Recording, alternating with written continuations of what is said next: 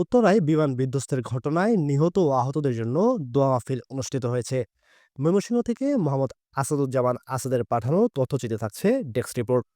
উত্তরায় বিমান বাহিনীর প্রশিক্ষণ বিমান বিধ্বস্তের ঘটনায় নিহতদের আত্মার মাগফিরাতের জন্য ময়মনসিংহের মাদ্রাসায় আসহাবুস সুফা অ্যান্ড ইসলামিক একাডেমি মাদ্রাসায় দোয়া মাহফিল অনুষ্ঠিত হয়।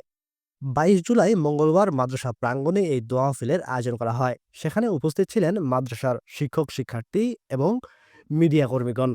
মাহফিলে কোরআন তেলাওয়াত ও মিলাদ শেষে নিহতদের রুহের মাগফিরাত কামনা এবং আহতদের দ্রুত সুস্থতা কামনা করা হয়।